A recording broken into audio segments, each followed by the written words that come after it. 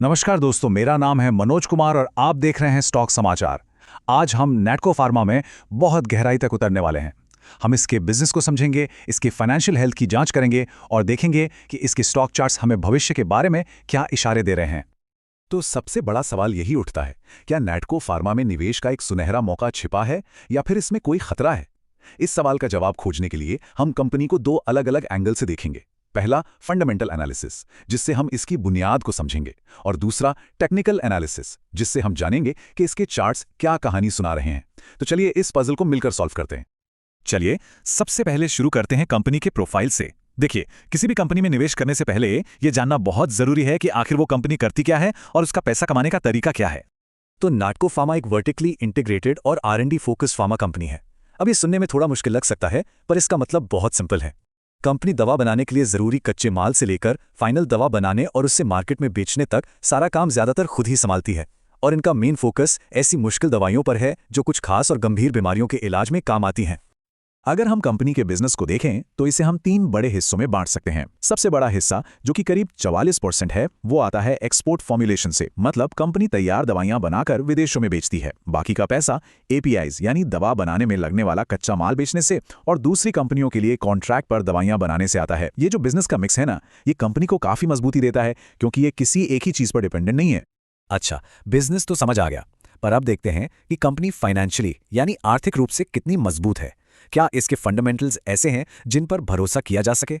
Company की financial health में दो बातें साफ साफ चमक रही हैं। पहली, कंपनी ने अपना कर्ज लगातार कम किया है और अब ये लगभग कर्ज मुक्त हो चुकी है, जो कि एक बहुत बहुत बड़ा पॉजिटिव है। दूसरी, कंपनी का मुनाफा भी बहुत अच्छी रफ्तार से बढ़ रहा है।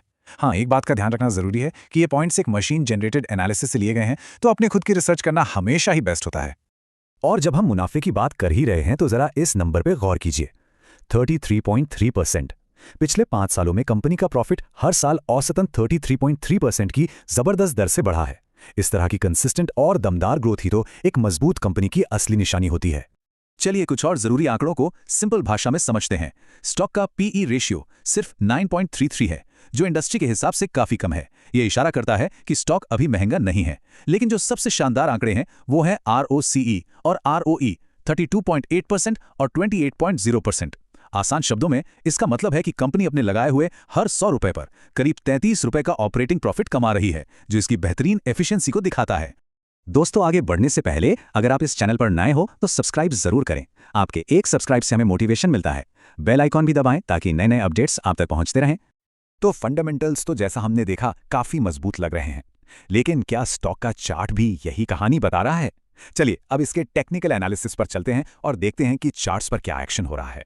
चार्ट्स पर ना हमें दो अलग अलग कहानियां देखने को मिल रही हैं। शॉर्ट टर्म यानी डेली चार्ट पर स्टॉक एक छोटे से दायरे में फंसा हुआ लगता है, साइडवेज चल रहा है, वॉल्यूम भी कम है, लेकिन RSI इंडिकेटर बता रहा है कि शायद ये अपने निचले स्तरों के करीब है। वहीं अगर हम लॉन्ग टर्म यानी वीकली चार्ट पर देखें तो पता चलता है कि एक बड़ी रैली के बाद स्टॉक अभी थोड़ा सुस्ता रहा है और एक मजबूत बेस बनाने की कोशिश कर रहा है।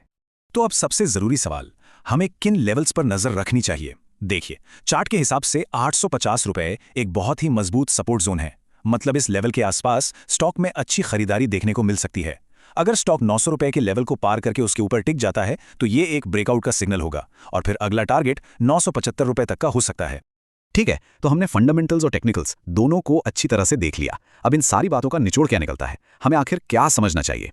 तो पूरे विश्लेषण का निचोड़ क्या है? सीधी और सरल भाषा में, नैटको फार्मा अभी एक वेटिंग गेम में है। ये स्टॉक एक दायरे में कंसोलिडेट कर रहा है नीचे की तरफ। जैसा हमने बात की, 850 रुपए एक मजबूत किला है, लेकिन असली एक्शन, असली तेजी तभी शुरू होगी जब स्टॉक 900 रुपए के लेवल को मजबूती से पार करेगा। जैसा कि स्लाइड पर लिखा है, एक नई और ताज़ा रैली के लिए 900 रुपए का लेवल पार होना बहुत जरूरी है। तो चलिए सारी बातों को एक साथ समेट लेते हैं। हमारे पास एक ऐसी कंपनी है जिसके फंडामेंटल्स बहुत मजबूत हैं और प्रॉफिट ग्रोथ भी शानदार है, लेकिन इसका स्टॉक फिलहाल एक साइडवेज फेज में है, मतलब एक ठहराव की स्थिति में। इसलिए नीचे की तरफ 850 का लेवल बहुत ही अहम है जिस पर नजर रखनी है, और ऊपर की तरफ 900 के पार की क्लोजिंग एक नई रैली का दरवाजा खोल सकती है। और हाँ, यह भी याद रखिएगा कि फार्मा सेक्टर से जुड़ी कोई भी अच्छी खबर इस स्टॉक के लिए एक बड़ा ट्रिगर साबित हो सकती है। एक बहुत जरूरी बात, ये पूरा एनालिसिस सिर्फ एजुकेशनल यानी शैक्षणिक उद्देश्य के लिए है। इसे किसी भी तरह की इन्वेस्टमेंट एडवाइस या खरीदने बेचने की सलाह ना समझें। शेयर बाजार में जोखिम होता है, इसलिए कोई भी फैसला लेने से पहले अपने फाइनेंशियल एडवाइजर से सलाह जरूर लें। दोस्तों, आपको ये एनालिसिस कैसा लगा? नैटको फार्मा पर आपके क्या विचार हैं? कमेंट में लिखें। धन्यवाद, मिलते हैं अगले वीडियो में।